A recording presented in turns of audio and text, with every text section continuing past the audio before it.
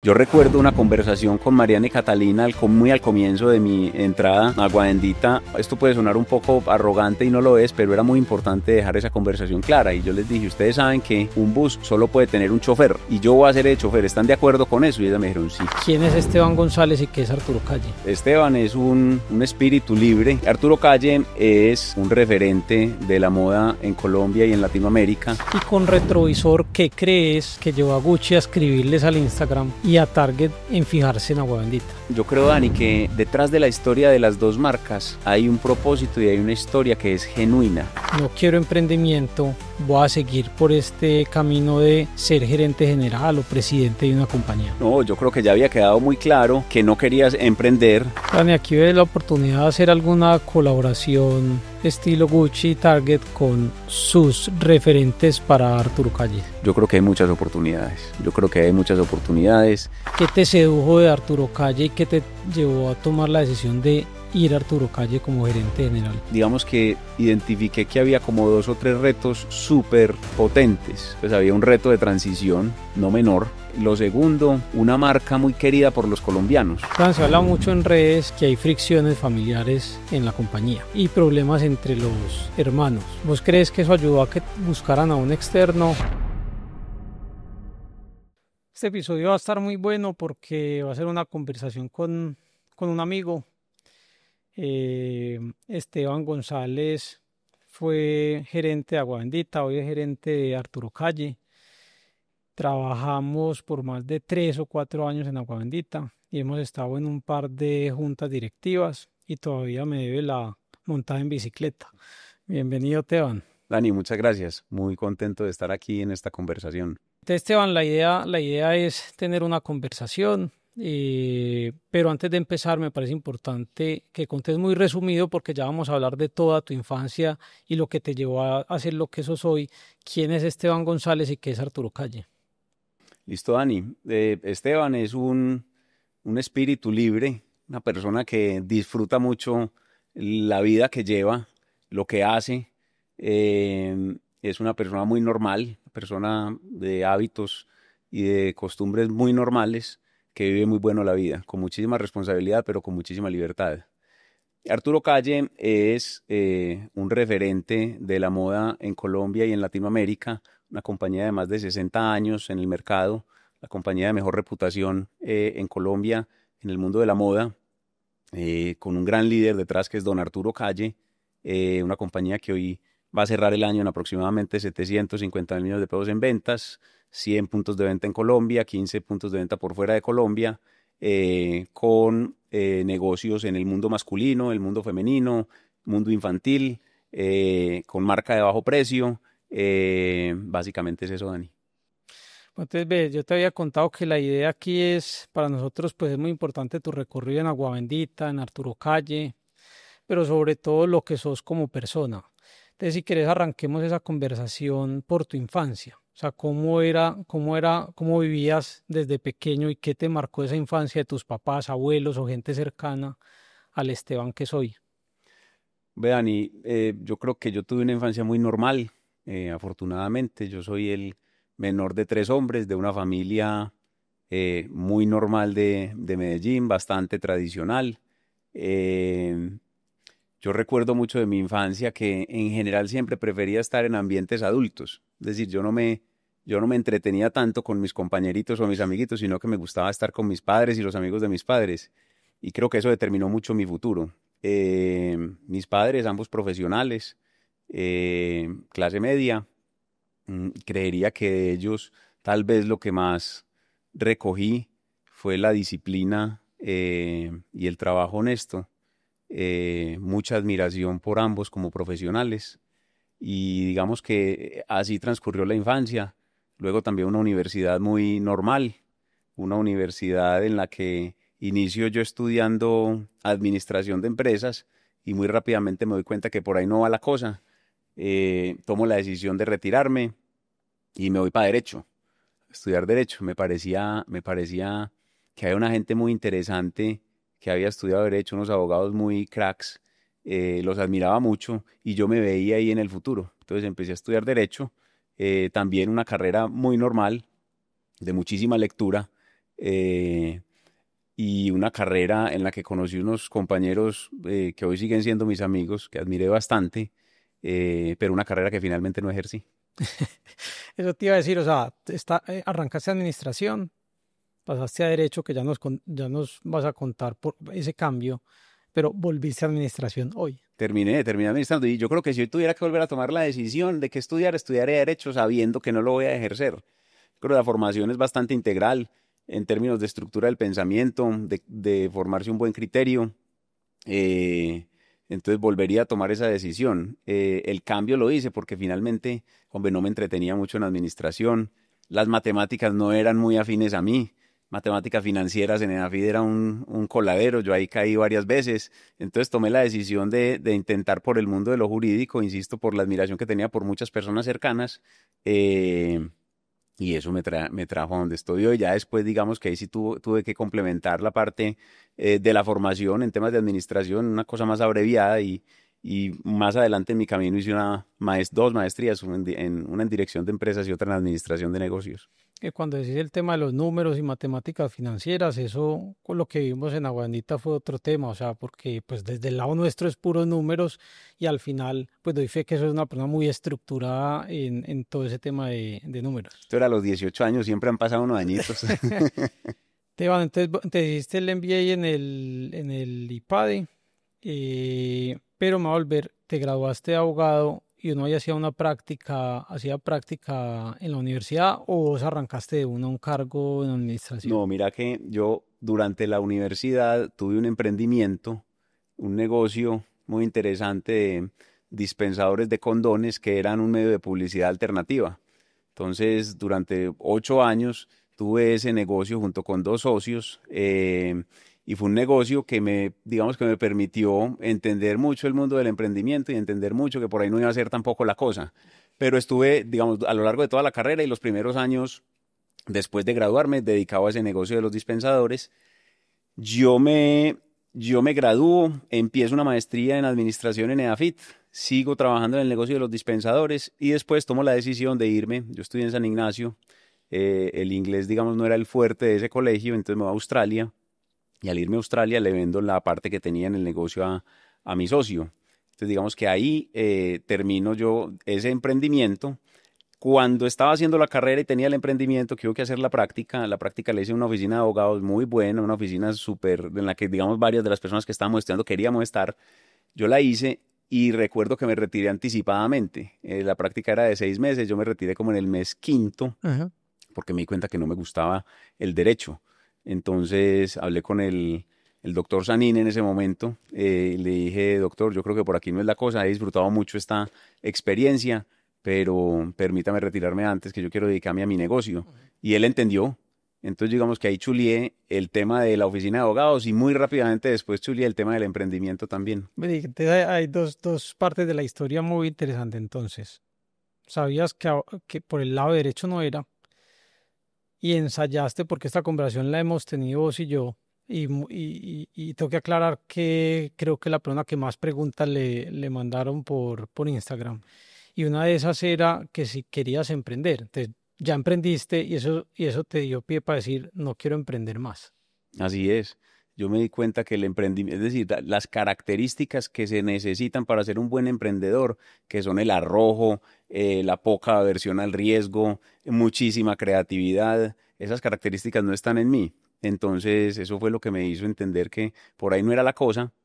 Y yo lo que sí me defino es como un buen mayordomo. Yo creo que yo soy un buen mayordomo de fincas, entiéndase por fincas empresas, un buen administrador. Entonces, vos me podés poner a mí a tomar la decisión entre si quiero crear o quiero transformar algo ya creado que funcione bien y por supuesto que mi escogencia va a estar en lo segundo, porque creo que ahí tengo unas características en las cuales me sé mover mucho mejor, pero de emprendedor, pocón, pocón. Bueno, entonces llegaste a Australia y ahí entraste a Grupo Cristal o Sí, tuviste otra experiencia sí, no, antes. llegué de Australia y digamos que ahí lo que hice fue definir más o menos 5 o 6 empresas de aquí de Medellín que me gustaran, en las que yo, digamos, me hubiera sentido identificado por lo que hacían o por los líderes que estaban ahí. Entre ellas estuvo Cristal. Era un poco difícil porque yo era abogado y digamos que había un par de oportunidades en el mundo comercial y de mercadeo. tuve la buena suerte de que quien era la vicepresidenta comercial en ese momento de Cristal era abogada también. Entonces, cuando tuve la entrevista, nos identificamos porque a ella le pasó algo muy parecido. Entonces tuve la fortuna de conocerla, de hacer clic y empecé en Cristal como director comercial del mundo masculino de Punto Blanco, que era un puesto muy de mercadeo y de ventas, de definición de portafolio, de estrategias comerciales. Entonces ahí fue, digamos, mi iniciación ya en el mundo corporativo y la iniciación mía en el mundo de la moda. Pero en Grupo Cristal vos estuviste en México también un tiempo. Yo estuve 3 años en este puesto de director comercial del mundo masculino de Punto Blanco. Y a los 3 años apareció una oportunidad muy interesante en México con el grupo también, tenían una filial allá, estaban con el objetivo de posicionar bien las marcas, de llevar a Punto Blanco y a Jeff al mercado mexicano. En ese momento la empresa era más un negocio de paquete completo y de maquila, pero no tenía las marcas allá. Ese era el objetivo. Entonces me propusieron que me fuera a ser el director comercial de la operación de ellos en México, y yo pues no lo pensé. Yo estaba muy ligero de equipaje en ese momento, lo sigo estando, y entonces tomé la decisión, me fui a vivir a México, a la Ciudad de México, a asumir ese reto. Un reto muy bonito porque la verdad es que México es un mercado dificilísimo, un mercado hipercompetido, un mercado que le deja aprendizajes a todas las empresas. Conozco muy poquitas empresas colombianas que hayan podido hacerlo bien en México. Entonces la oportunidad era muy bacana desde todo punto de vista, pues desde el reto empresarial, por supuesto, también desde lo personal, y ahí estuve otros 3 años. Y volviste a Colombia a una empresa totalmente diferente a lo que habías hecho, porque era un tema más de gestión humana. Esta empresa se llamaba Giga Así es. y llegaste como gerente general. ¿Qué te llamó la atención de una empresa que hacía algo tan diferente a toda la experiencia que ya habías tenido? Mira, me llamó la atención el reto, porque era un reto, más allá de la industria, era un reto de muy joven asumir una responsabilidad muy grande. En ese momento, digamos que había 3 empresas del sector de recursos humanos que se estaban integrando, era de los mismos dueños, y yo tenía, no sé, 28 años, 29 años, y me invitaron a liderar la integración de las 3 empresas y a, luego integradas, pues ser el gerente general. Entonces, para un pelado de 28, 29 años que le hagan una propuesta de esas, pues es muy atractivo.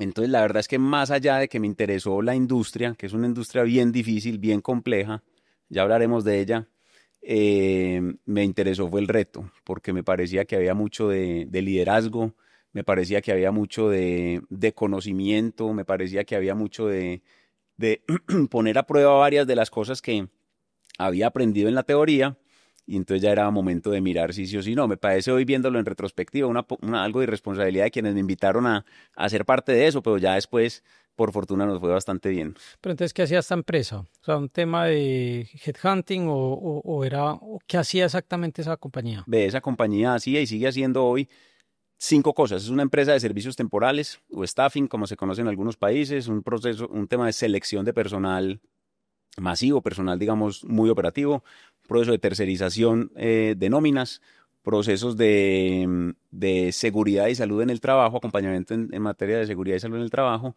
y procesos, digamos, de back office en temas de gestión humana muy operativos. Digamos que la compañía se volvía el responsable de recursos humanos operativos de pequeñas y medianas empresas. Entonces, digamos que ese era el objeto, ese fue el objeto que definimos después de la integración de las 3 empresas que estaban relacionadas con esas actividades, y ahí estuve alrededor de 5 años. Entonces viviste en Cristal y fuiste gerente de una compañía. ¿Ya en qué momento dijiste, no quiero emprendimiento, voy a seguir por este camino de ser gerente general o presidente de una compañía? No, yo creo que ya había quedado muy claro eh, que no querías emprender. Luego tuve la fortuna del empleo en Cristal y de la gerencia general en Giga, y ahí me di cuenta que efectivamente pues yo me sentía muy bien, me gustaba eh, trabajar en ambientes de negocios ya consolidados en donde había oportunidades. Entonces, digamos que en general no fue muy difícil seguir en esa línea. Había oportunidades y a uno lo invitan por ahí a cosas, pero tal vez creo que una de las características mías es el foco. Entonces, cuando digamos sé que yo no puedo aportar en temas de emprendimientos ni asumir riesgos que no me dan como tranquilidad ni confianza, no me meto por ahí. Entonces la verdad es que la decisión esa, Dani, de si emprendedor o mayordomo, como digo yo, es muy fácil en esta vida mía. ¿Y ya tenías muy claro que este era el sector en el que querías estar o fue casualidad? No, fue casualidad. De hecho, digamos que siempre que he cambiado de oficio y cuando estoy en las transiciones, normalmente ha habido transiciones que me han permitido pensar y reflexionar. eh, Casi nunca el sector ha sido un determinante en la toma de decisión final. Creo que ha sido muy claro que sí me gusta el oficio de ser gerente. Me parece muy bacano por el rol, por el reto que representa, por las oportunidades que hay y el trabajo colaborativo. Y creo que ese trabajo y ese rol poco dependen de la industria en donde uno lo desempeñe. Claro, hay industrias de muchísimo grado de especialización, pero en general no. En general, al final, el oficio es el mismo. Digamos que el arte de liderar discrimina poco la industria. Entonces, la verdad es que no, yo no es que esté casado con la moda ni con la industria textil, la vida me ha ido llevando. Por allá hay un dicho que dice que cuando uno lo agarran los trapos joven, no lo sueltan. Y en mi caso parece que está funcionando. Hemos hablado mucho de la importancia de uno rodearse bien y eso es algo que vos haces perfectamente y lo hemos conversado en otros espacios. Y eso te ha llevado a tener grandes logros, pero en este camino de gerente general, CEO, ¿cómo has logrado o qué has aprendido del ego en este camino? El ego eh, es un factor que está presente más en unas personas que en otras. Yo creo que en mí está muy presente. Creo que es un tema que hay que aprender a administrar. Yo soy una persona muy orientada al resultado y soy una persona que me gusta el reconocimiento. Eso lo reconozco abiertamente. Entonces entiendo que tengo esa particularidad y consciente de ella, aprendo a administrarla. Creo que bien manejada sirve mucho. Entonces, bueno, es un tema con el que batallo pero que administro. Pero me gustó lo que dijiste porque normalmente cuando uno habla de ego tiene como una connotación negativa, pero nos lo están mostrando como algo positivo. O sea, ¿qué le ves de bueno al ego y qué le ves de malo al ego? No, pues yo diría que es como, acordate que uno tiene los defectos de sus virtudes. Entonces, diría que yo tengo una gran confianza en mí mismo y eso tiene un defecto y es que puede volverse petulancia o arrogancia. Yo creo que ambas cosas, bien entendidas y bien manejadas, pueden generar un complemento o un contrapeso ideal. Entonces, yo creo que el ego ayuda en la medida en que usted, siendo consciente de él, esté esforzándose permanentemente por querer ser mejor persona o por querer ser mejor profesional o por querer que las cosas sucedan, Ujú. pero que la motivación no sea necesariamente el hecho de lograrlo por lograrlo o por colgarte esa medallita. Creo que esa es la parte positiva del ego, yo la veo así.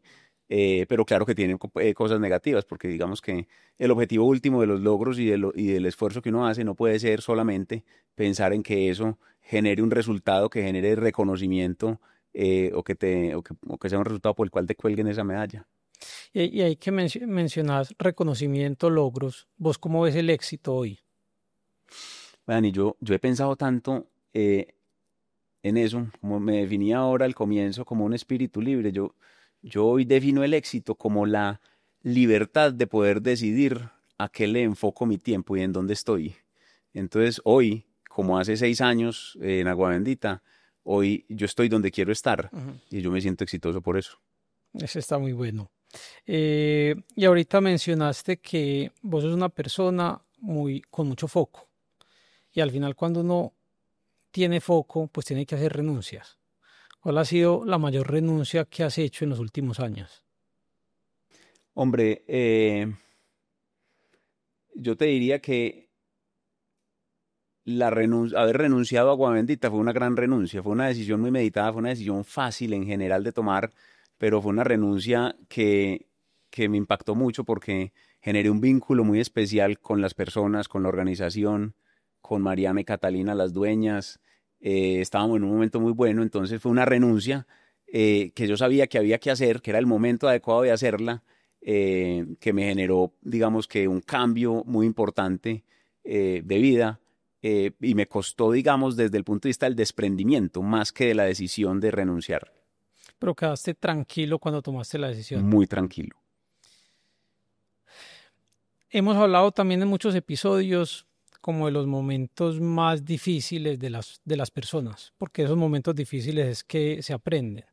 Y lo hemos llamado los días oscuros. ¿Cuál ha sido tu día más oscuro? Hubo una época en mi vida, terminando el colegio, iniciando la universidad, en la que mi padre se quiebra en su negocio. Él toda la vida había tenido un negocio inmobiliario y hay un revés económico muy importante. Estamos hablando del año 99, es la crisis del UPAC, y se lo llevó. Y se lo llevó y nosotros digamos que veníamos en un ritmo de vida muy bueno, digamos sin ostentación, con mucha austeridad, siempre muy responsables, digamos, en el ejemplo de mis padres, pero de una posición muy privilegiada pasamos a tener dificultades para mantener el estilo de vida que teníamos. Fueron meses difíciles, fueron meses en los que la verdad es que la unión familiar sirvió cantidades, en los que descubrí mucho de la naturaleza humana, en los que, por ejemplo, descubrí la inspiración de Óscar Agudelo para una canción que se llama La cama vacía, que dice algo como: cuando uno está en condición tiene amigos a granel, pero si el destino cruel hacia un abismo nos tira, vemos que todo es mentira y que no hay amigo fiel. Esa situación me permitió a mí entender muchas cosas. No lo hablo ni con resentimiento ni mucho menos, pero sí entender lo efímero que es el poder, lo efímero que es el dinero y lo efímero que puede ser la vida si uno la monta sobre las bases equivocadas. Entonces fue una época oscura que al final, en esa oscuridad, me permitió entender cosas que hoy me dan muchísima tranquilidad para poder vivir como el espíritu libre que vivo. ¿Y cuál fue el mayor aprendizaje de ese momento? El mayor aprendizaje fue entender que las bases sobre las que se cimienta la vida, el éxito o la felicidad no están en lo material. Y lo hemos dicho aquí varias veces y es muy relacionado con la plata. O sea, cuando la plata es el fin, nunca es suficiente. Entonces, al final tiene que ser un medio que te lleve a buscar el propósito de vida que vos tengas. O terminará siendo la consecuencia de un trabajo bien hecho, la consecuencia de algo, pero no debería ser el propósito mismo. De acuerdo. Teban, estos cargos que has tenido generan un desgaste.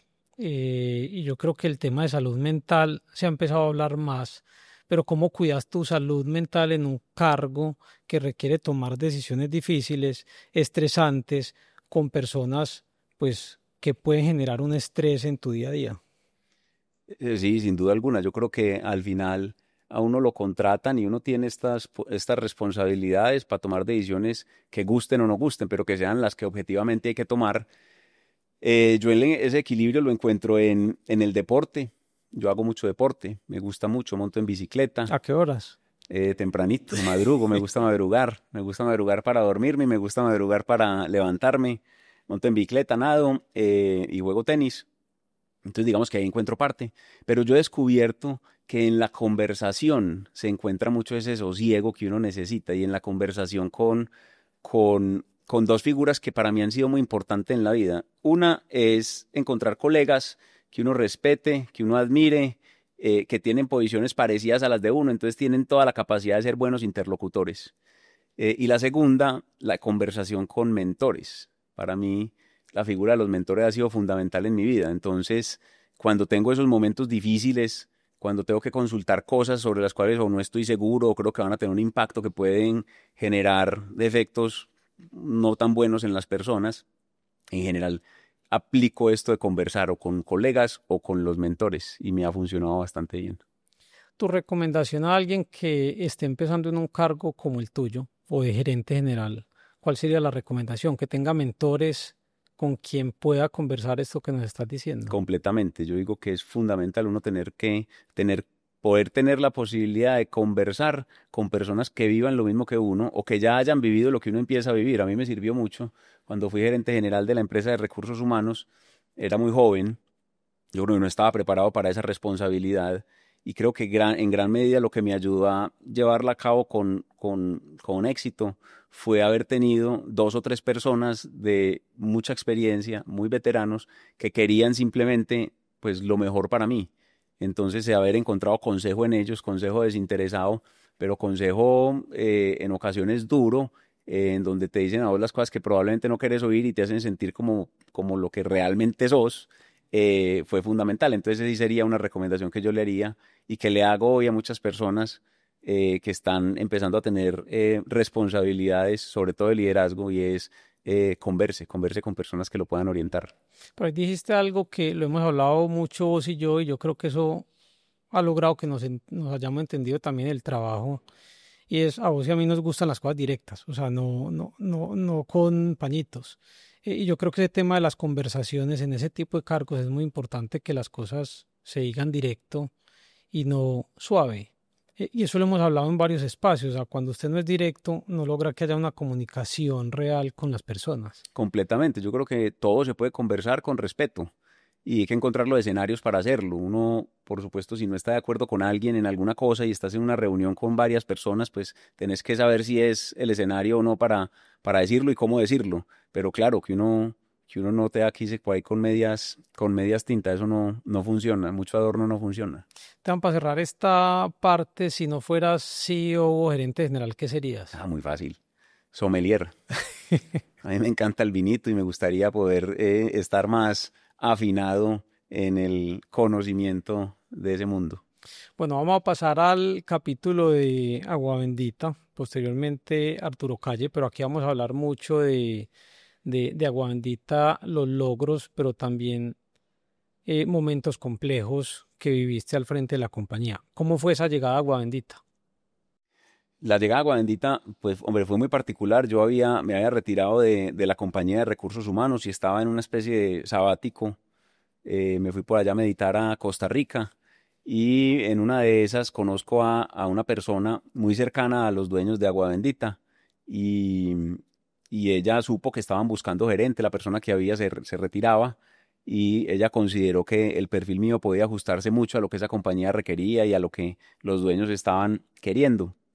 Entonces me puso en contacto con los dueños de Agua Bendita, mandó mi hoja de vida, yo no los conocía muy poco a la marca, entré en la fase final porque ya el proceso iba muy adelantado con otros candidatos y fue muy, muy especial porque rápidamente hicimos clic, pues la familia Álvarez y Mariana Inestrosa y yo, y creo que esa fue, digamos, un proceso bastante rápido en el que encontramos muchísimas coincidencias y así fue como llegué yo, realmente llegué como por arte de magia, pues no me lo hubiera imaginado de una meditación para allá en Costa Rica que hubiera terminado yo en Agua Bendita. Eso fue en el 2018.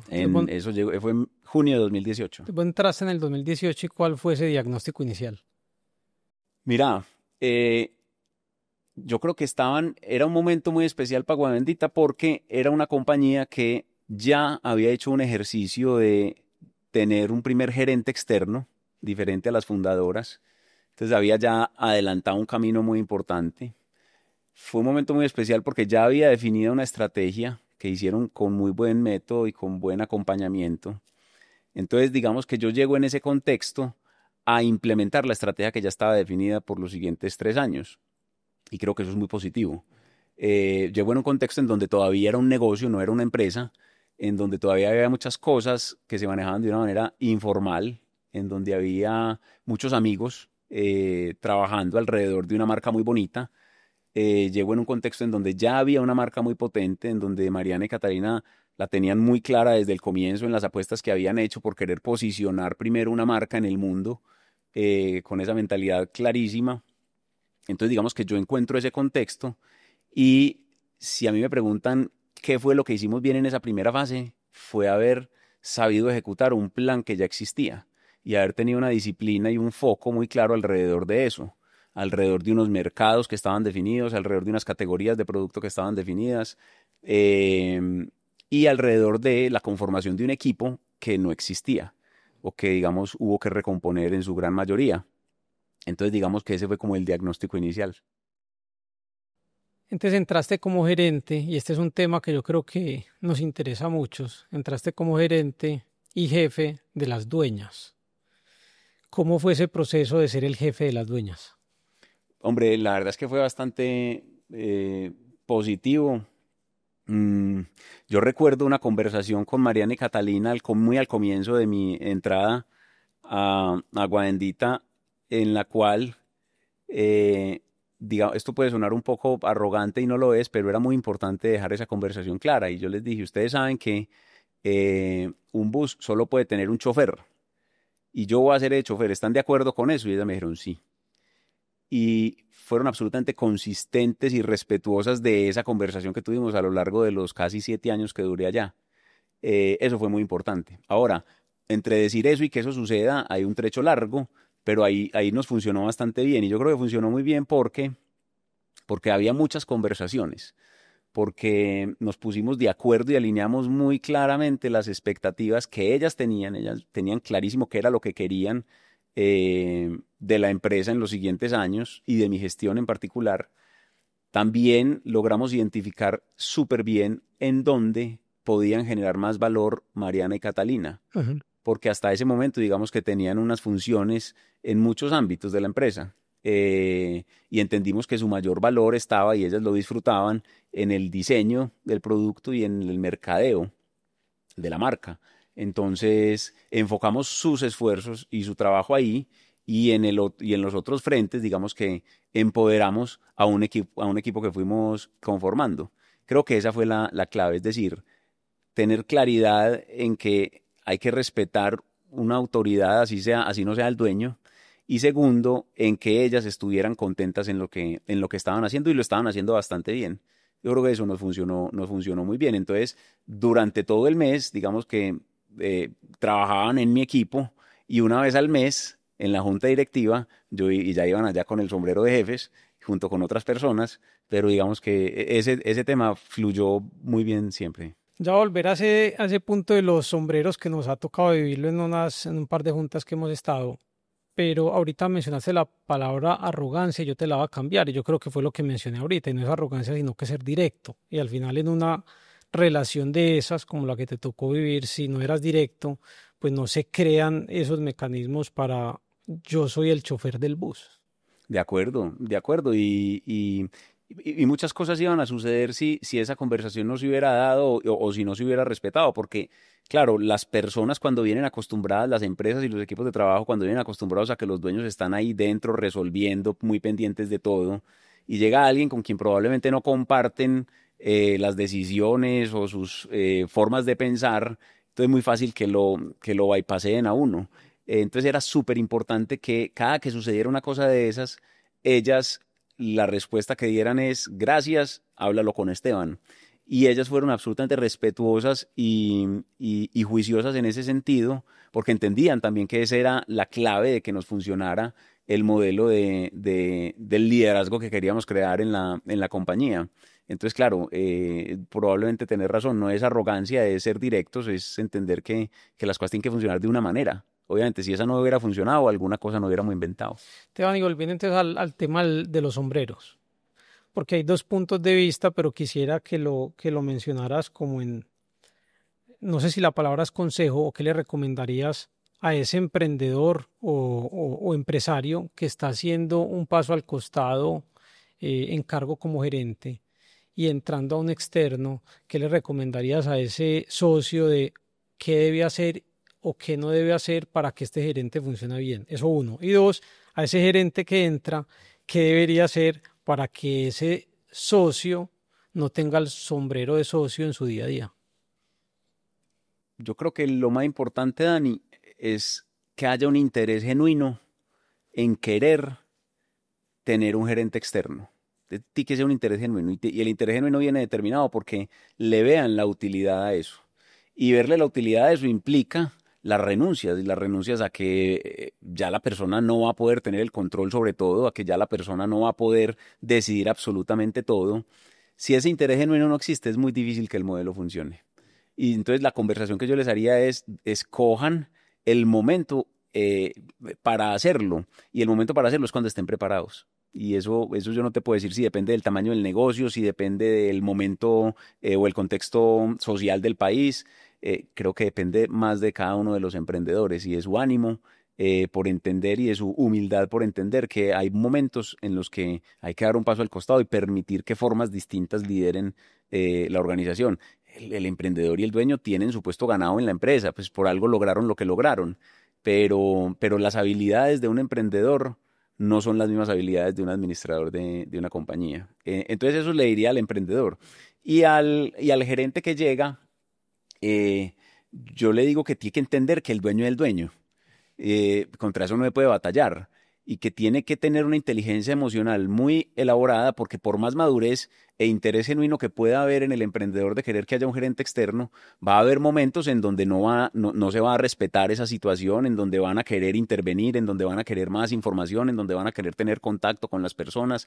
Entonces creo que tiene que haber una inteligencia emocional en no pretender desde el comienzo que todo va a ser perfecto y que le van a poner pues un escritorio y que ahí ya opere y gerencie. Mucha inteligencia emocional y yo diría mucha conversación con los dueños para entender muy bien qué es lo que realmente les preocupa o sobre qué realmente quieren tener información, porque entendiendo eso uno es capaz de gestionarlo, pero muchas veces damos por sentado cosas que no están pasando en la mente del emprendedor. Entonces, por eso yo digo y hablo tanto siempre de conversar y de escuchar. Vos tenías conversaciones con Mari y Cata como socias de la compañía por fuera de el mundo de la empresa Guandita. Sí, sí, al principio muchas, sobre todo cuando estábamos alineándonos en el estilo de liderazgo, en lo que queríamos lograr con los equipos, cuando digamos que debía consultarles temas de situaciones de decisiones que iba a tomar, que iban a ser muy impopulares, incómodas, en las que tenía que prepararlas, escuchar lo que pensaban. Muchas veces, obviamente, cambiaba alguno de los sentidos de las decisiones o los momentos en los que debía tomarlas. Entonces conversábamos mucho por fuera en el rol de ellas de socias entregando, pues no entregando porque ya lo habían entregado, pero sí de socias preocupadas por su negocio. Ujú. Y después siempre manteníamos, pues digamos que ya después de esa fase en donde nos entendimos y conocimos y sabíamos qué era de lo que debíamos hablar y de lo que no, siempre mantuvimos una conversación abierta. Obviamente, en la medida en que ya uno va teniendo una relación muy frecuente, muchas conversaciones del día a día, pues uno ya sabe que hay cosas que no, pues que hay cosas que se dicen, hay cosas que no se dicen, hay cosas que consultan, otras que no se consultan. Pero en general sí, sí, teníamos nuestro chat y de vez en cuando salíamos a almorzar y conversábamos y intentábamos hacernos feedback, ellas a mí y yo a ellas, muy, muy especial. Y muy especial además por una cosa, Dani, y es que siempre eran con las dos, es decir, nunca con una, en el entendimiento de que ellas funcionan como una dupla. Y ese entendimiento fue fundamental para que la relación de los tres fuera muy buena. No, no, no era Esteban, Mariana, Catalina, Esteban, Catalina, Mariana, no, éramos los tres.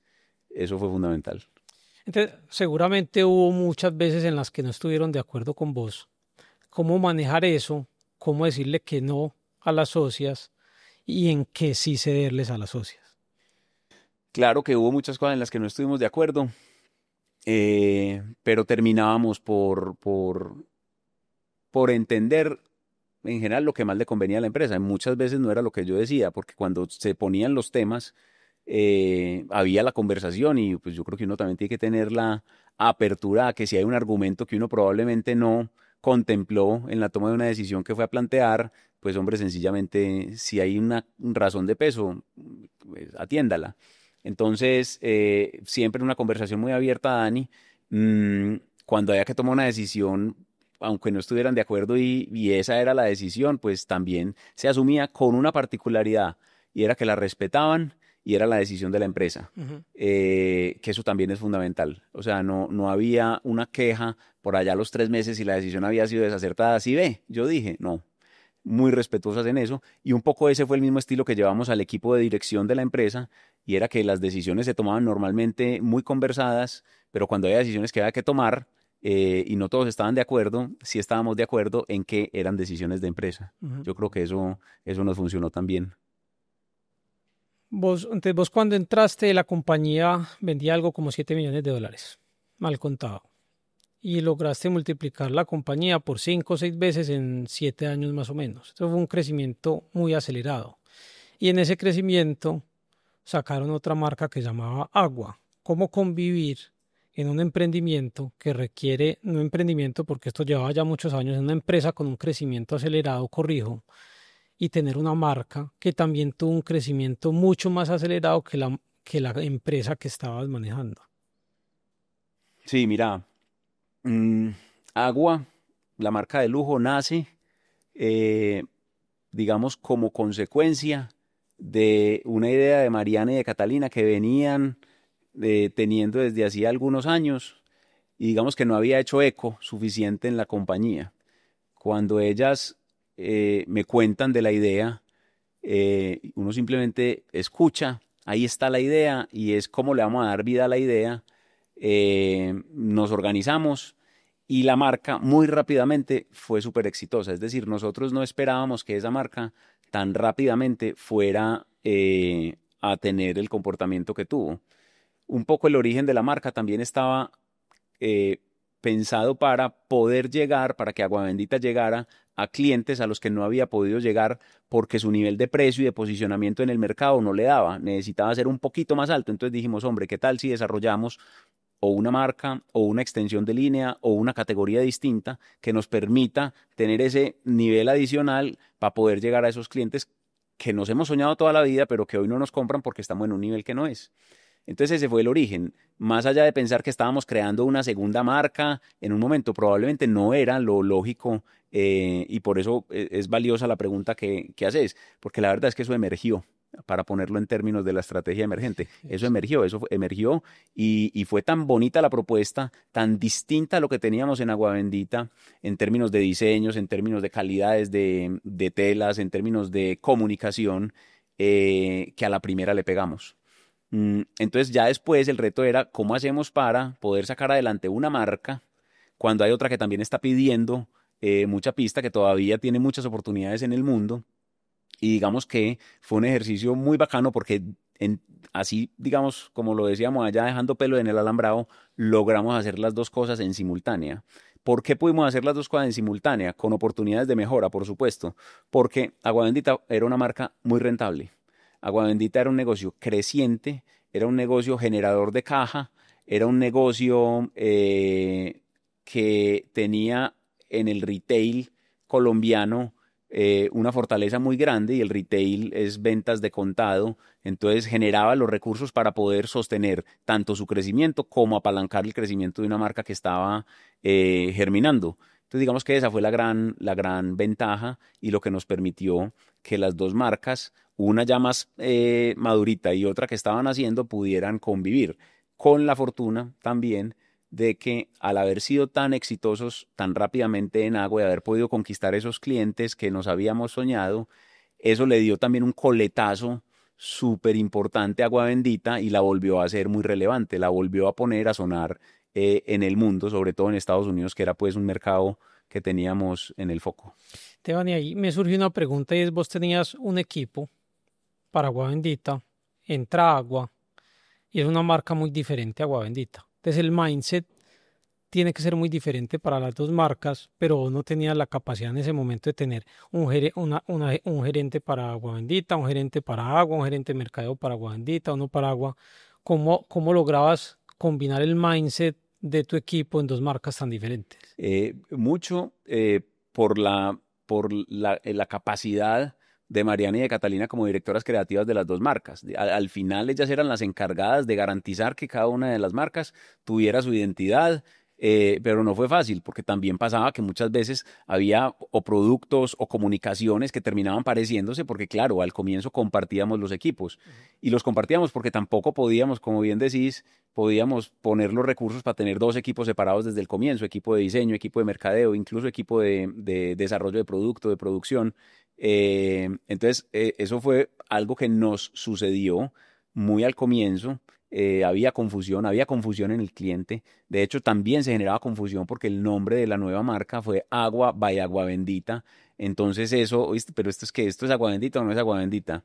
Yo creo que fueron errores normales, pero que al final nos permitieron posicionar muy bien a Agua en un nicho y Agua Bendita terminar de catapultarla en el segmento en el que se mueve.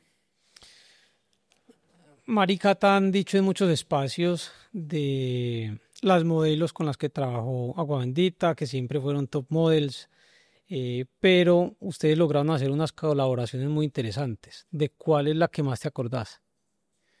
Hubo, hubo dos colaboraciones muy especiales, una de cada marca. La primera de ellas la hicimos con Target, que es el segundo retailer más grande de Estados Unidos. Con Target, que tiene un programa cada 2 años de buscar marcas, como ellos llaman, emergentes, en un segmento superior al que ellos tienen en sus tiendas.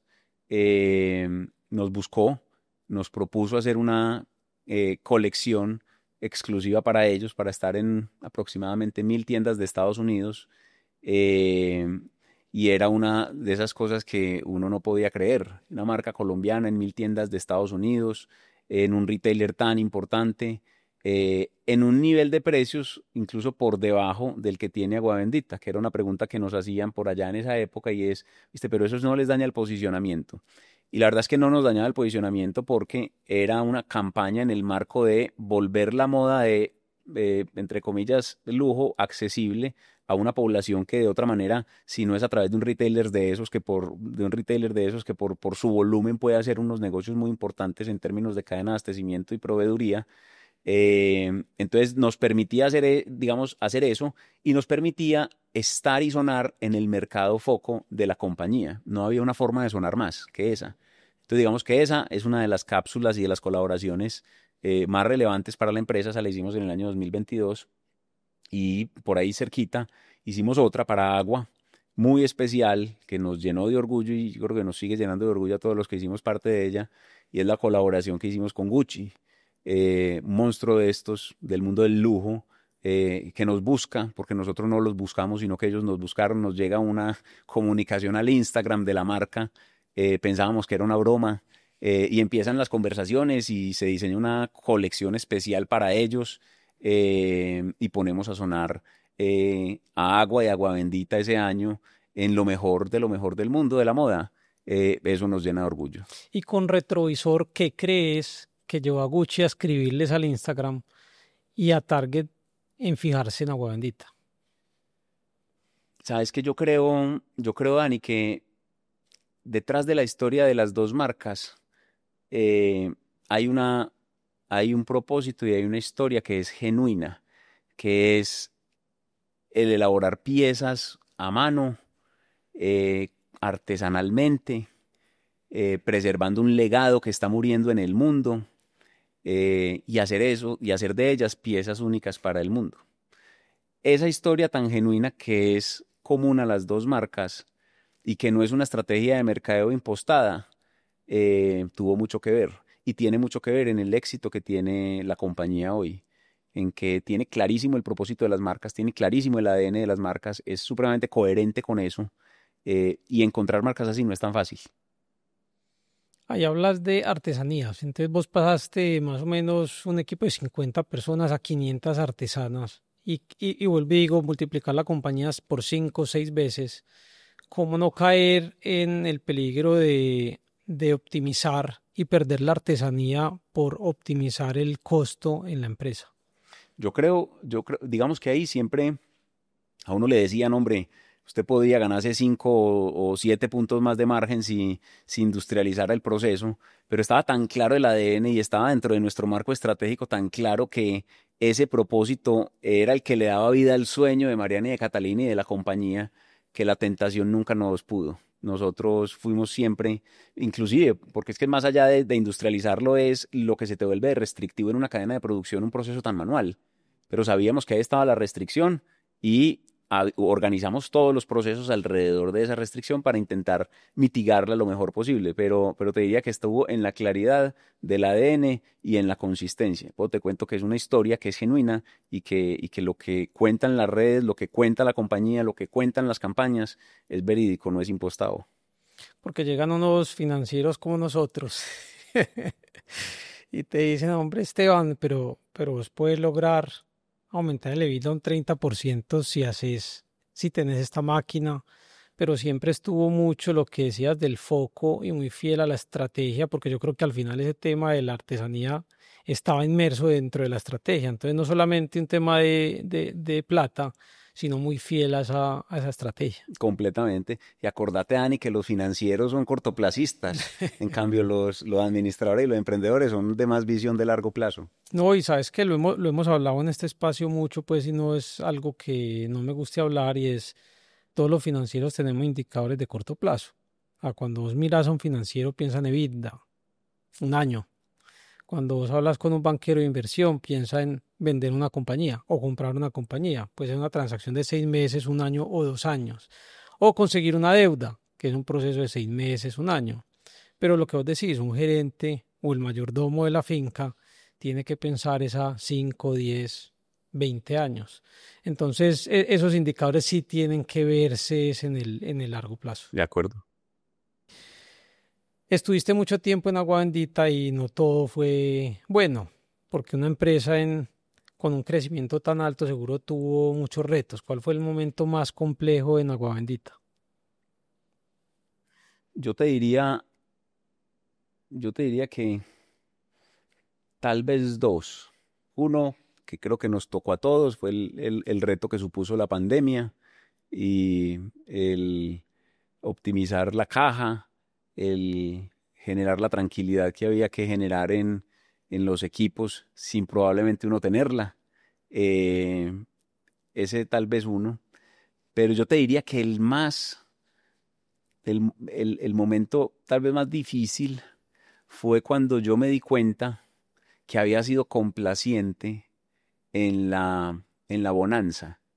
Nosotros tuvimos momentos, la verdad es que en general los 6 años, salvo el momentico de la pandemia, fueron años muy buenos, pero cuando uno es rentable, cuando uno está creciendo y está creciendo rentablemente, que suelen ser dos ecuaciones que no van de la mano y con caja, eh, uno tiene un riesgo que a mí me sucedió y fue por la buena condición del negocio, dejar de ponerle atención a cosas que estaban mostrando que había que mirar.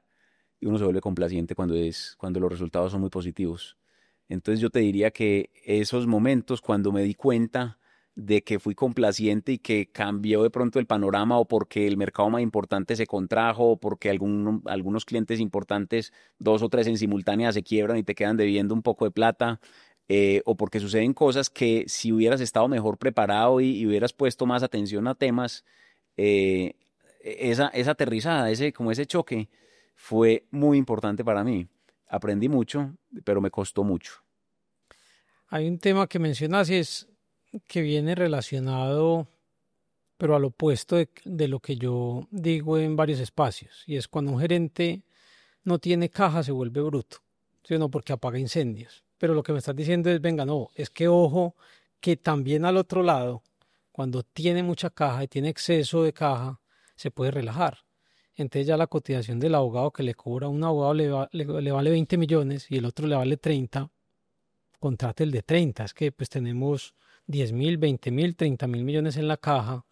Entonces se olvida uno de revisar cosas que si no tuviera tanta caja, sí estaría revisando más en el día a día. Completamente, se vuelve uno más laxo. Creo que si uno no tiene una cultura financiera como la de la que tantas veces hemos hablado, muy arraigada, entonces puede cometer errores que si no les pone freno a tiempo, lo pueden llevar a unas situaciones difíciles. Ahí para terminar este capítulo de Agua Bendita, hablemos de tu salida, que ya nos contaste algo, que fue una decisión que tomaste en salir de la compañía. ¿Cuál fue la razón? ¿Por qué decidiste salir en uno de los mejores momentos de la empresa? Mira, fue una decisión muy meditada de mucho tiempo, eh, y en el fondo la razón fue que sentí y racionalmente concluí que lo que yo más le podía aportar a la compañía ya se lo había aportado y que la compañía estaba en un momento muy bonito, muy bueno para uno poder retirarse tranquilamente. La atracción estaba muy bien, pero estaba en un momento muy, muy, muy especial para llevarla a un siguiente nivel en el que se necesitaban unas capacidades de liderazgo distintas a las mías. no porque yo sea malo o bueno, sino distintas. Yo creo que todas las organizaciones como seres vivos que son, tienen momentos y hay personas adecuadas para momentos especiales. El momento mío en la compañía fue el en el que estuve y creo y creí en ese momento que ya era momento de entregar la posta a alguien con unas características distintas a las mías, con una mentalidad diferente a las mías, con un background distinto. Y esa fue la razón que me motivó a retirarme, Dani.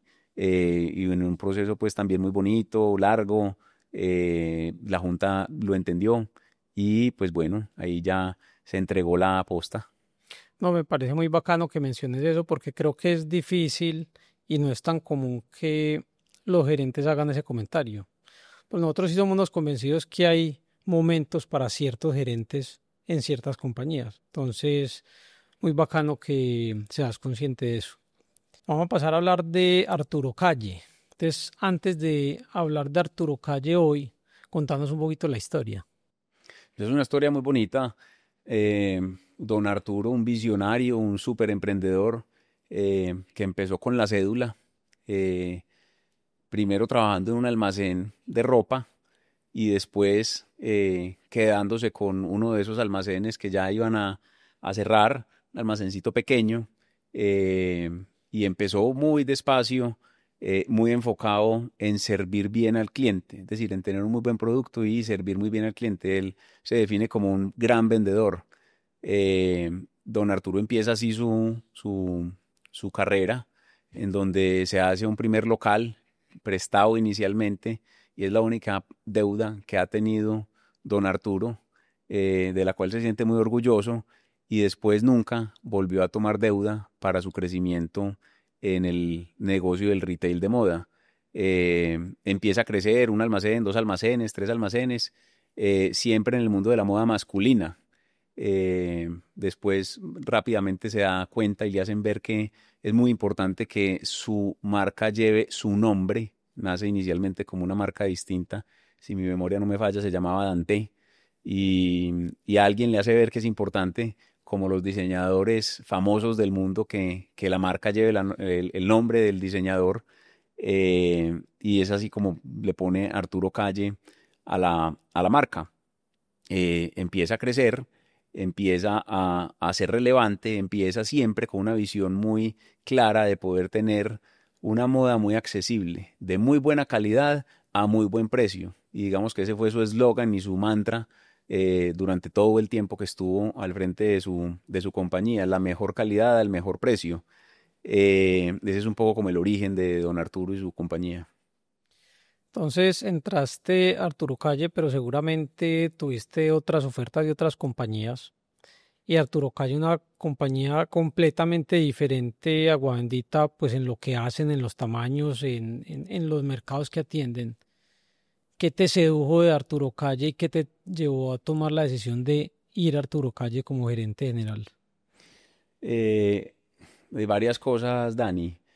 Mm, lo primero, digamos que identifiqué que había como dos o tres retos súper potentes. El primer reto, un reto de una transición familiar, una compañía que ha sido manejada toda la vida por la familia, primero por don Arturo y después por Carlos Arturo, su hijo. Entonces había un reto de transición no menor. Lo segundo, una marca muy querida por los colombianos, una marca muy bien construida, una marca con una reputación muy bien ganada. Y te diría que lo tercero, la posibilidad de aprender de don Arturo. Para mí en la vida, tal vez lo mencionaba ahora, ha sido muy importante tener mentores, y uno poder tener el privilegio de trabajar al lado de una persona como don Arturo, con su conocimiento, con su habilidad en los negocios y en el relacionamiento, y sobre todo con el sentido social que tiene genuinamente.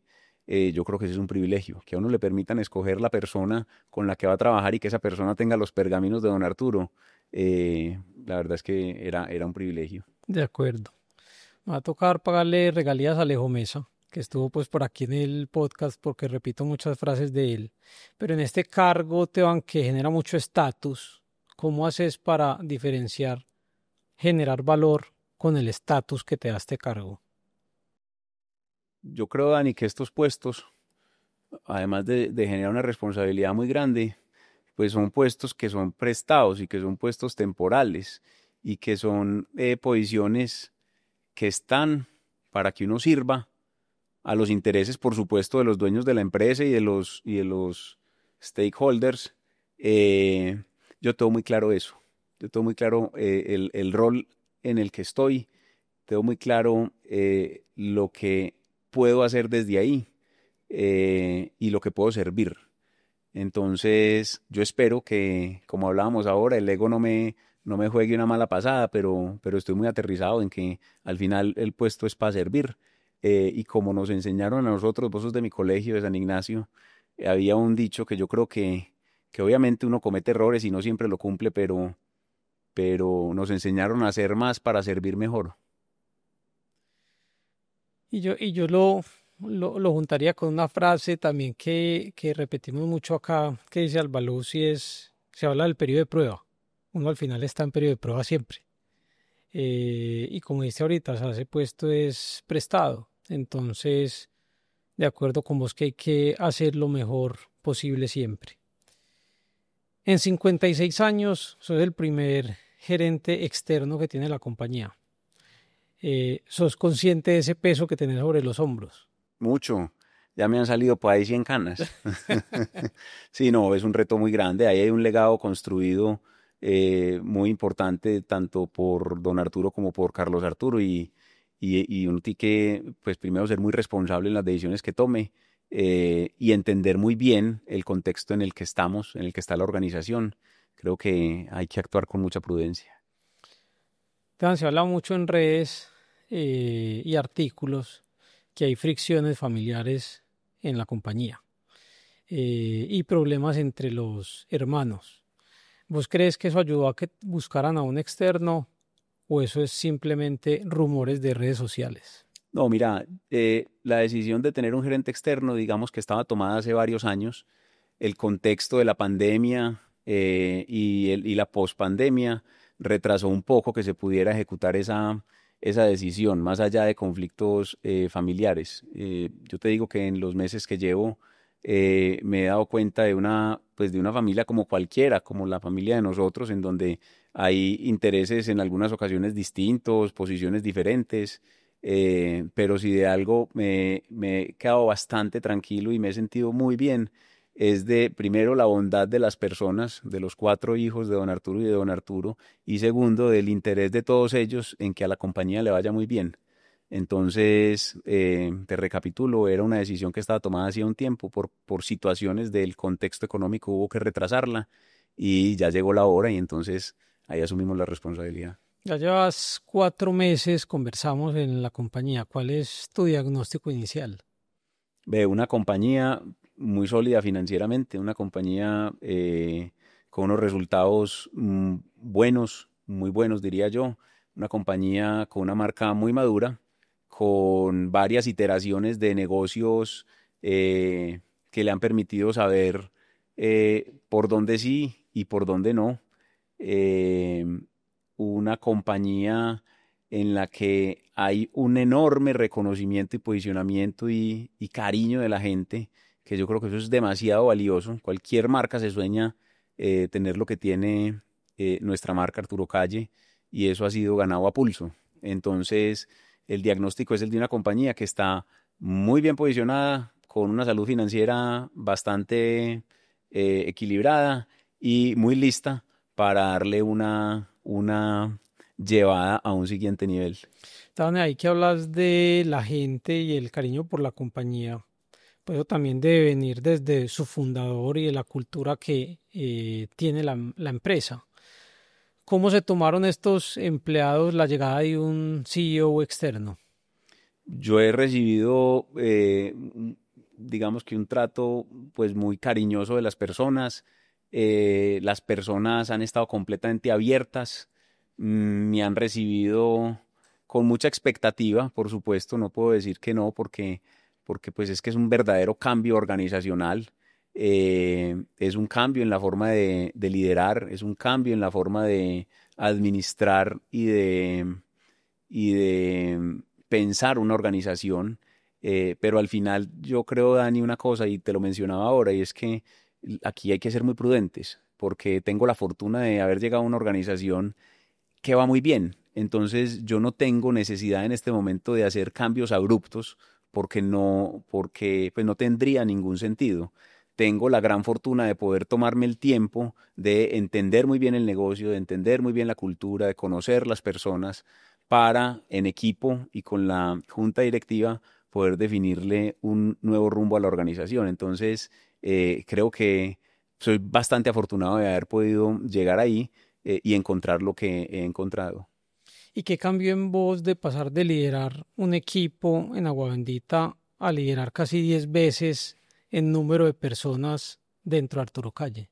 Hombre, yo me he hecho mucho esa pregunta y en últimas te diría que los pilares en mi estilo de liderazgo no cambian por el tamaño de la organización. Es decir, yo creo profundamente en, en un liderazgo apasionado, es decir, en el que las personas que trabajen en la empresa tengan clarísimo por qué lo hacen y cómo se conectan con eso. Creo en un liderazgo de confianza, en la conformación de los equipos y de uno saber que las personas que lo rodean son las que van a permitir llevar la organización a donde uno quiere, y creo en un liderazgo de ejecución, de disciplina de ejecución. Entonces, con independencia de la escala, esos tres pilares se mantienen. Obvio, aquí pues la dimensión de los problemas y de cometer un error pues puede ser más grande, pero en el fondo es lo mismo, creería yo. En Agua Bendita aprendiste a ser jefe de las dueñas. ¿Qué aprendiste que estés aplicando hoy en la compañía?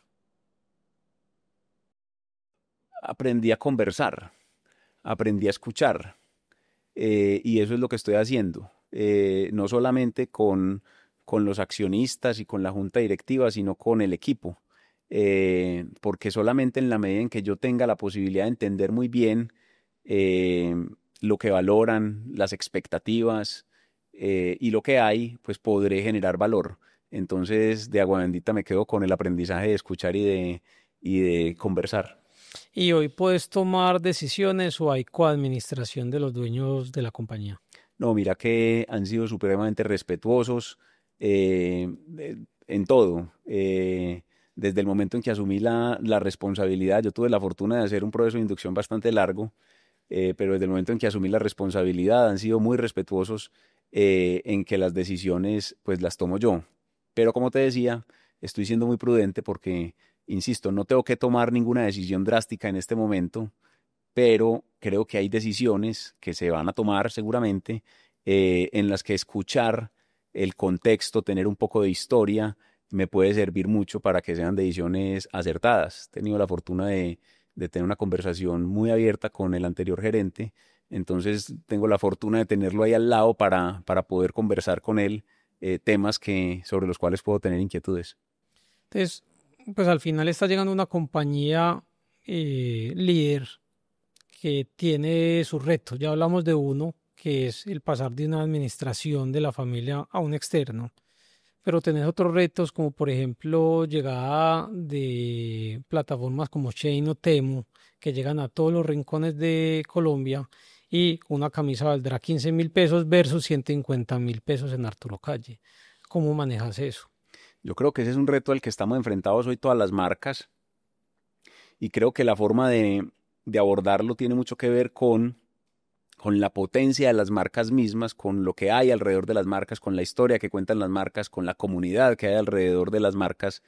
Y yo creo que en eso todavía tenemos retos importantes. Yo creo que nosotros tenemos retos de comunicación importantes, de contar una cantidad de historias que podríamos estar contando, que hoy no contamos. Y creo que por esa vía es tal vez la mejor manera de uno hacerle frente a estos competidores que sí, ahí van a estar, pero cuando vos tenés marcas posicionadas, marcas con historia, marcas con propósito, Mm. el consumidor valora eso. Ahorita mencionaste que tienen alrededor de 100 tiendas. ¿Que se viene en ese proceso o en ese proyecto de expansión de Arturo Calle? Mira, precisamente vamos a empezar un proceso de reflexión porque te decía que la compañía ha hecho varios experimentos e iteraciones, unos más exitosos que otros, que nos han empezado a mostrar el camino de por dónde debería ser el futuro de la compañía. Entonces vamos a empezar un ejercicio de estrategia, creería que comenzando el año entrante, y ahí podremos ya definir cuál va a ser ese norte que va a guiar pues el rumbo de la compañía en los próximos años. Así que estamos en este modo en modo reflexivo, en este momento en modo reflexivo. Y ese lo va a juntar con otro reto que veo y es Arturo Calle ha sido muy asociado a trajes. Y eso ha empezado a cambiar en los últimos años. Entonces, ¿cómo hacer que Arturo Calle siga siendo relevante?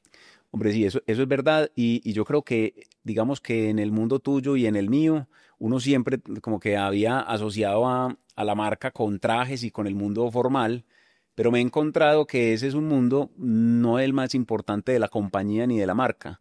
Hay muchas otras categorías que se han vuelto más relevantes incluso que la categoría formal. Lo que pasa es que, insisto, creo que nos ha hecho falta una mejor comunicación y hay muchas pues oportunidades. El mundo formal es importante, el mundo formal tiene su nicho. Yo creo que el futuro del mundo formal es más ennichado que en lo masivo. Hay países, todavía en Centroamérica es una categoría que tiene muy buen movimiento. En el interior, aquí en Bogotá, todavía es una categoría que tiene mucho movimiento, pero ciertamente no en todas partes. Pues aquí en Medellín somos mucho más informales ya. Conversando con vos, me di cuenta que hay una participación importante en línea para mujeres y hay otra marca que se llama Colore, que es la marca de bajo costo. Hablamos de esas dos. Sí, hace parte de los experimentos que se han hecho en los últimos años. Digamos que en el mundo femenino nos hemos llevado con una sorpresa muy positiva.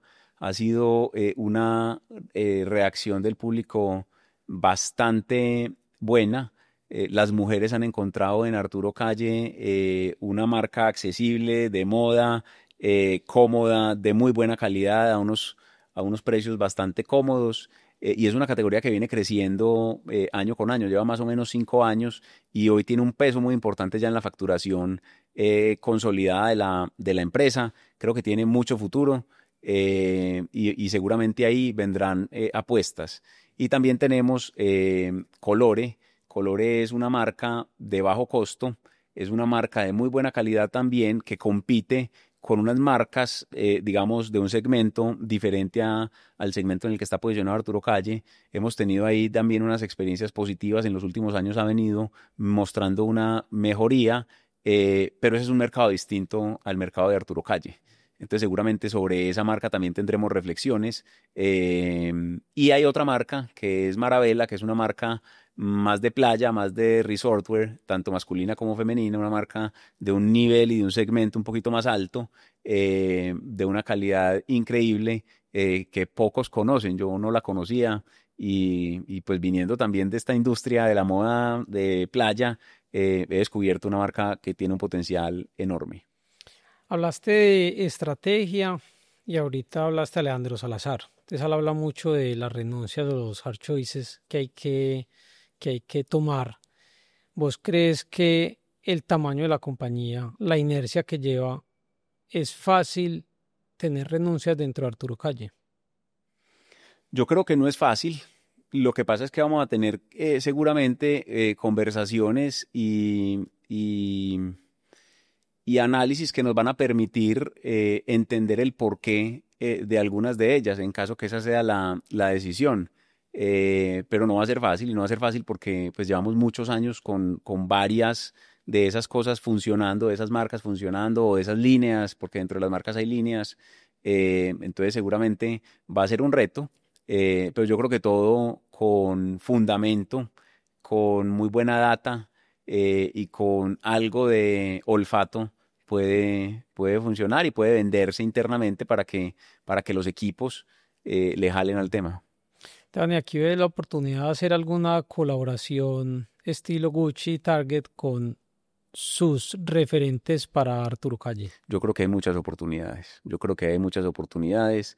Creo que tenemos mucho para aportarle y para generarle valor a marcas de afuera o a figuras de afuera. Yo creo profundamente en las colaboraciones. Quiero comparar un par de cosas, Agua Bendita Arturo Calle, que le puede servir a alguien que nos esté viendo o escuchando, que esté en esa transición de o una compañía con hipercrecimiento o una compañía más consolidada. Para vos, ¿qué es más difícil? transformar o crear? No, sin duda alguna transformar, porque no tengo la mentalidad del emprendedor ni del creativo. Entonces, a mí me gusta mucho más tomar negocios andando, probados y ver qué oportunidades se encuentran ahí para potenciarlas. Pero definitivamente en mis genes no está el tema del emprendimiento ni de la creatividad desbordada. Agua Bendita es muy enfocado en mujeres y Arturo Calle es muy enfocado en hombres. ¿Qué has aprendido de los hombres que no lo sabías en Agua Bendita? No, me ha tocado aprender pues, y estudiar y conversar mucho sobre el producto masculino, sobre todo en el mundo formal, sobre todo en las bases, en las telas. Eso yo no, digamos que no lo conocía, lo estoy conociendo. Por fortuna tengo grandes maestros empezando por don Arturo. Entonces ahí estoy aprendiendo, era un mundo desconocido. Y este es un mundo también en el que la proveeduría es bien importante, entonces también estoy diferente a Agua Bendita, haciendo un trabajo más fuerte en el entendimiento y el relacionamiento con lo que tiene que ver con la proveeduría. ¿Cómo ves a Arturo Calle en 5 años? Yo lo veo retomando el liderazgo en Colombia y en Latinoamérica y siendo un referente eh, en una senda de crecimiento no acelerado, pero sí rentable, y rentable no solo desde el punto de vista económico, sino desde el punto de vista social y medioambiental, que está dentro, digamos, de la esencia y el legado que don Arturo le ha marcado a la compañía. Dani, para terminar como esta sección, quiero terminar con el Esteban de hoy. ¿Cómo describirías tu estilo de liderazgo? Eh, yo soy una persona cercana, seria, muy enfocada en el resultado y con una gran creencia en el empoderamiento. Y acá son como las tres características de mi estilo. ¿Cuáles son tus principios que guían las decisiones acompañado de tus tres no negociables? Cero rosca, no me gustan las roscas. Cero irrespeto, lo aprendí muy chiquito de mis padres. Y cero abuso de la posición o del poder. ¿Qué buscas dentro del equipo que lideras? Busco mucho que sean distintos a mí. Tal vez una de las cosas que más me molesta es cuando me dicen que sí y cuando me hacen caso. Me encanta, digamos, encontrar opiniones distintas, me encanta discutir. Entonces busco mucho opuestos. Me gustan los equipos interdisciplinarios. Me gusta mucho trabajar con gente propositiva y que se atreve. Básicamente es eso, Dani. Y aquí un par de preguntas, sobre todo que le pueden servir a personas que estén entrando a un cargo de gerente en una empresa familiar. ¿Cuál crees que es o son los errores que se pueden cometer dentro de las empresas familiares en un rol como el de CEO? El primero es creerse el dueño. Yo creo que uno tiene que entender muy bien que uno es un empleado de la empresa. Y eso no lo digo en términos peyorativos, pero los dueños son los dueños y el gerente. Y se suele confundir mucho, digamos, el poder que hay detrás de ser el gerente de una compañía con ser el dueño. Entonces, entender la posición que uno tiene. El otro es alinee muy bien la expectativa de lo que quieren los dueños, lo que necesita la organización y lo que usted está esperando. Si usted tiene esas, digamos, esas dos cosas claras, quién es el dueño y qué es lo que quieren ellos y usted, la tiene toda. Llevas, duraste 7 años, pues ya tenés 4 meses en dos compañías pues totalmente familiares. O sea, tu jefe directo es la asamblea de accionistas, pero son los dueños de la compañía. ¿Qué hace falta para tener éxito en un rol de gerente externo? Claridad en la estrategia, claridad en las expectativas y muchísima autonomía y empoderamiento. O sea, el gerente hay que dejarlo trabajar. si no lo dejan trabajar, si hay una coadministración, es muy difícil poder exigirle resultados. Vale, vamos a pasar aquí a una sección de finanzas con estrategia. Aquí tenemos un ejercicio diferente, o sea, aquí esto es con información pública, en una herramienta que pueden encontrar en la página web de nosotros, que se pueden meter para revisar a los competidores o a un posible cliente o simplemente chismosear, como nos lo dijo uno de los invitados. Lo va a hacer diferente porque fue un post que hice en LinkedIn, que te lo mostré antes de publicarlo, porque me empezó a dar como un dolorcito de estómago con ciertos posts que vi, porque es mucho más fácil volverse viral diciendo que hay crisis o que la familia está peleando y se olvidan mucho como del contexto. Y cuando miré los números de Arturo Calle, nos quedamos sorprendidos en Estrategia en Acción de lo impresionante de las cifras.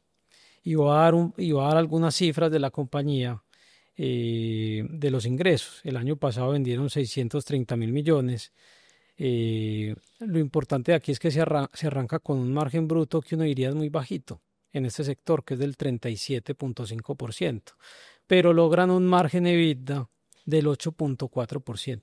Entonces uno diría va muy bien. Después uno va y mira el capital de trabajo, para repetir aquí capital de trabajo entendiendo cuentas por cobrar más inventario menos proveedores, se encuentra uno una cifra del 11%, cuando en el sector puede estar en el 25 o en el 30%. ¿Eso qué quiere decir? Que la compañía cuando crece no le cuesta crecer, o sea, tiene caja que le permite tener todo el crecimiento y lo que decías ahorita, no tomar deuda, que es el otro número que vimos y la compañía no tiene deuda. Y para terminar las cifras, uno mira la caja o lo que está en el balance como caja o bancos y una cifra cercana a los 100.000 millones de pesos. Entonces, cuando uno mira eso, uno ve una compañía pues muy fuerte para afrontar ya los retos que mencionamos que vas a tener como gerente. Cuando llegaste y viste estos números y te pones unas metas a futuro, ¿dónde crees que pueden estar las palancas para mejorar el crecimiento desde una perspectiva financiera? Yo me encontré con lo que vos estás diciendo y me sorprendí gratamente, porque digamos que está todo dado para hacer muchas cosas. La empresa es una empresa sana financieramente. Eh, Te diría que eso es consecuencia de una cultura financiera muy bien arraigada. Alrededor de todos los equipos de trabajo hay cultura financiera. Entonces, lo que estás diciendo es cierto, tenemos la caja disponible para poder crecer, para poder desarrollar la estrategia que vamos a definir pronto. Yo hoy todavía no sé dónde va a ser. Lo que sí sé es que pues tengo que ser muy responsable con lo que estoy recibiendo, porque estoy recibiendo una compañía muy sana. Yo quisiera poder seguir o una senda de crecimiento rentable con unos indicadores como los que hoy tenemos. Mencionaste cultura financiera y vos sabes lo que significa para mí y para nosotros esa palabra, pero ¿qué es para vos cultura financiera y qué tan importante es en la compañía? Yo esa cultura financiera la aprendí de aquí, de Estrategia en Acción. Y cultura financiera yo la defino como la conciencia que tiene que haber en la compañía, en los equipos de trabajo, de que toda decisión tiene un impacto en el resultado de la compañía. Y que la gente sea consciente de eso en su día a día es fundamental. Cuando eso se logra, esa compañía tiene cultura financiera. Esa está muy buena. ¿Y qué indicadores vos como gerente hoy, pueden ser financieros o no financieros, haces seguimiento para saber si la compañía va bien? Yo creo que la caja es como la fiebre. Uno en la caja se da cuenta si las cosas están bien o no están bien. El capital de trabajo y hay uno, por supuesto, los presupuestos, pero hay uno que yo miro mucho, no financiero, y es el ambiente de trabajo y la cultura de la compañía. Porque los resultados se logran por las personas que están en la empresa y uno tiene que estar muy pendiente de que la gente esté bien, de que la gente se sienta a gusto. Y eso se respire, eso se siente. Uno llega a empresas en donde uno siente unos ambientes muy complejos y otras en donde ve a una la gente con los ojos brillantes y sonriendo. Yo me preocupo mucho por eso. ¿Y cómo se mide eso? Pues obviamente hay mediciones que se pueden hacer, pero yo más allá de las mediciones, ahí sí creo mucho en lo que se siente, en el feeling, en las conversaciones, en lo que perciben los pasillos de las empresas, en cómo te atiende la persona que te ofrece un café, en cómo te saluda el vigilante, en si te saludan o no te saludan. Hay hechos que a uno le permiten entender si en esa cultura, si en esa empresa hay una cultura Si te bonita, dicen las cosas directas. si te dicen las cosas directas y si después salimos a conversar. Eh, ¿Deuda o equity para crecer? Depende de la empresa, depende del apetito de los accionistas, eh, pero hoy le jalo más al equity. Te cambiaron. ¿Qué tan importante es el gobierno corporativo para el rol que tenés hoy? No, es fundamental.